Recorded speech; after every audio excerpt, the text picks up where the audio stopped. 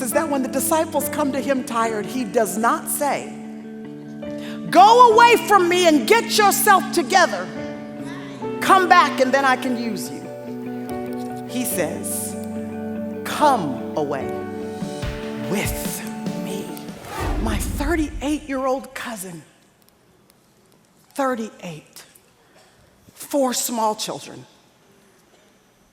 The day is coming and you don't know the day or the hour. Neither do I when we're going to have to stand before him and give an account for how we handled what he had entrusted to us. I'm asking you tonight, how are you handling your assignment? Because young women, if you think that you're young because of your age, listen to me. If you're 20, but you only have till 30, you're pretty old. If you're 50 and you're going to live until 100, then you're pretty young. Age is just a number, my friend, and you and I cannot qualify young or old based on our birth date. It's based on our death date, and since we don't know when that day is, that I implore you, sisters, by the mercies of God, to walk in a manner worthy of the calling by which you have been called.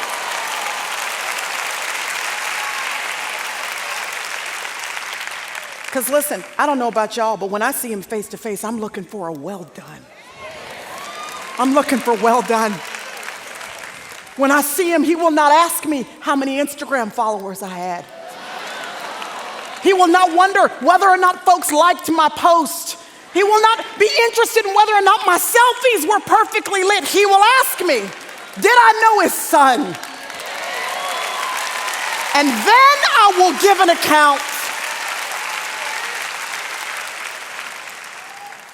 So the disciples, they come and they give an account to Jesus. I wondered if there was a recipe for effective ministry. Because if these guys were willing to come and look Jesus in his face and give an account, I figured there might be a recipe for us for effective ministry. I'm interested. Anybody interested? There are 3 ingredients to the recipe. Luke chapter 9, verse 1, it says, he called them. He called them. And his calling superseded any personal ambition that they had. They laid down whatever they were going to do because they heard the call of God beckoning them to do something else. The beautiful thing about that entire picture is that all of the glory of God the Father, all of the glory of heaven was packaged in human flesh. Jesus wanted so much, God the Father wanted so much to make sure that he could speak and so that humanity could hear that he left his throne in glory, put on flesh so that the disciples could hear his call. And in the same way, he has given us the Holy Spirit so that each and every one of us have the privilege to hear the calling of God on our lives. The conviction, the unction, the pressing, the fire that is shut up in your bones, sending you in a particular direction. Heed the call of God on your lives.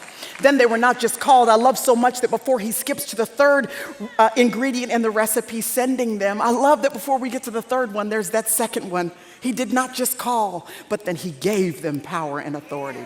It means that what he was calling them to do, he was simultaneously equipping them with supernatural power to be able to pull it off. So it's good news for anybody in the room that you feel like you've got a dream that is way over your head. You've been called to do something you don't have the money for, you don't have the time for, you don't have the patience for, you don't have the gifting for, you don't have the talent for, you don't have the connections for. The good thing and the great thing about our God is that he does not call people who are already equipped. He calls you.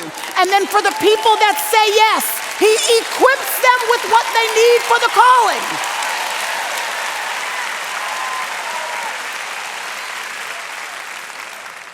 He entrusted them with power and authority. And can I tell you why this is important? This is important because in order to accomplish supernatural tasks, you have to have supernatural capacity. In other words, you can be the most talented person in the world, but if you go in your own strength and power, you still won't be able to accomplish the God calling on your life. It requires what it is that only God himself can give to you to accomplish the task. Ooh, the enemy hopes you will go in your own power. He hopes you will think you are flashy enough and savvy enough and talented enough and impressive enough so that you will no longer lean on God instead of leaning to your own understanding. But it is not by power and it is not by might. It is by the Spirit of God. And some trust in horses, other folks trust in chariots, but not us. We trust in the name of the Lord our God. So he called them, and then he entrusted them. He gave them some treasure, and then he sent them. He's the one who did the sending. Resist the urge to send yourself. To do something that it is not yet time for. Because just as important as our calling is, that is equally as important as the timing is in which that calling is outworked in our lives.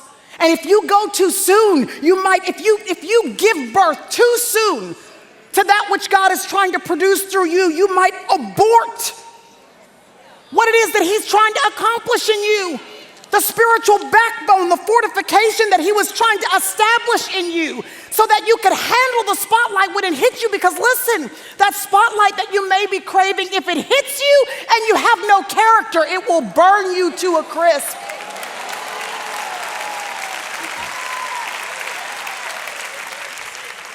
So he called them, he entrusted them, he sent them out, and they returned to him and gave an account. They were tired. The disciples had been given it everything they had. And I know there are some of you in the room and you would admit that you haven't done it perfectly, but man, you've sure been purposeful. You've been intentional about this marriage. You've been giving it everything you've got. You've been intentional about that teenager. You've been giving that kid everything you got. This toddler that has this specific bent or this specific issue that you've been doing everything you can, going to see every expert that you can, reading everything that you can to be the best that you can. As a mother, single mother, you've been giving it everything that you've got, working the jobs that you've got to work to keep food on the table. You've been giving that business, that ministry, that endeavor, everything that you have, and you, the disciples, are tired. The good news about Jesus is that when the disciples come to him tired, he does not say, "Go away from me and get yourself together. Come back and then I can use you." He says, "Come away with me." In other words, listen, the cure for your exhaustion is intimacy with Jesus. That's the cure, y'all. I'm saying, I agree. Take the holiday, take the vacation, tell them you need a little sabbatical. You got to step back for just a little bit. You need a little margin in your life. Take the holiday, but don't take a holiday from Jesus.